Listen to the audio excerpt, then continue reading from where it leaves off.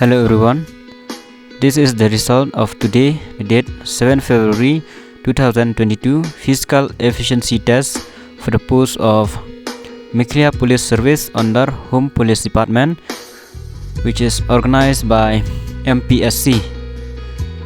The Physical Efficiency Test, which is held at 2nd MLP Battalion Goeragre, Tura. In Goeragre ground, you have to run 30 rounds to complete 10 km, and you have to finish under 1 hour to qualify. The result of pass and fail candidate are shown in the video.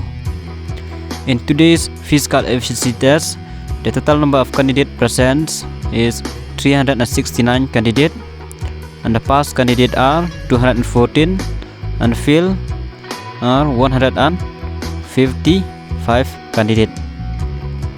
That's all for today. Thank you.